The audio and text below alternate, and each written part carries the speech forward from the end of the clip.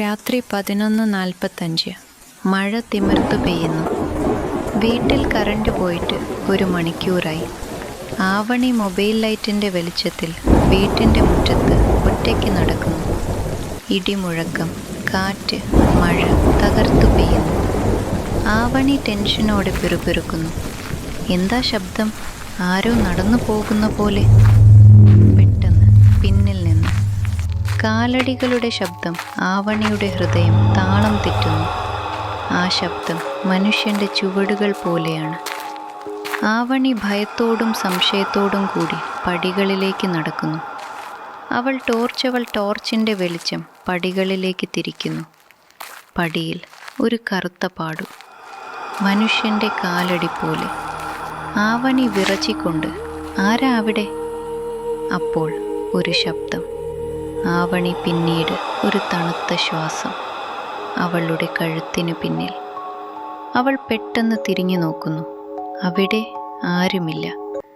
അവളുടെ കണ്ണ് പതിക്കുന്നു. പടിയിൽ ഒരു ഫോണാണ് കിടക്കുന്നത്.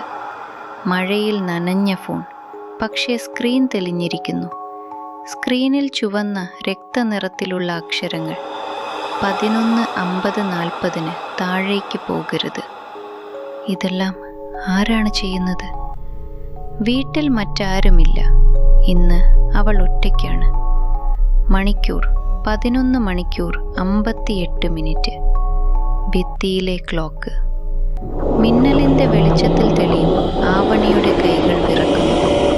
പടിയുടെ അടിയിൽ നിന്ന് വീണ്ടും ചെരുപ്പടിയുടെ ശബ്ദം. ആവണിയുടെ കൈകൾ വിറക്കുന്നു. ഫോൺ അവളുടെ കയ്യിൽ നിന്ന് വീണു. സ്ക്രീൻ വീണ്ടും തെളിഞ്ഞു. ഫോൺ സ്ക്രീനിൽ റെഡ് ലെറ്ററിൽ 11:50 ഹീസ് ഹിയർ. പടിയുടെ അടിയിൽ നിന്ന് ഒരു നീളമുള്ള നിഴൽ രൂപമുയരുന്നു. മന്ദഗതിയിലുള്ള മുറുമുറുപ്പ്. അത് മനുഷ്യനെ പോലെയാണ്, പക്ഷേ മനുഷ്യനല്ല. ആ രൂപം അവളുടെ പേര് വിളിക്കുന്നു. ആ രൂപത്തിന് അവളുടെ അച്ഛൻ്റെ അതേ ശബ്ദം. ആവണി, ഇടത്തെ മുറിയിൽ നിന്നാണ് ഞാൻ വരുന്നത്. ആ ശബ്ദം അവളുടെ മരിച്ചുപോയ അച്ഛൻ്റെ ശബ്ദം തന്നെയാണ്. ആവണി ഭയത്തോടെ പടിയിലേക്ക് ഓടുന്നു. അവൾ താഴേക്ക് നോക്കുന്നു. അവിടെ ആരുമില്ല. പക്ഷേ പടിയുടെ അടിയിൽ നിന്ന് ഒരു കൈ, കറുത്ത, തണുത്ത, നിശ്ചലമായ ഒരു കൈ മാത്രം കാണുന്നു. ആവണി വിറച്ചുകൊണ്ട്. അതിൻ്റെ പിന്നാലെ ഒരു കടുത്ത ശബ്ദം. ഞാൻ അവിടെ ഇല്ല നാ. ആവണി അത്ഭുതത്തോടെ തിരിഞ്ഞു നോക്കുന്നു.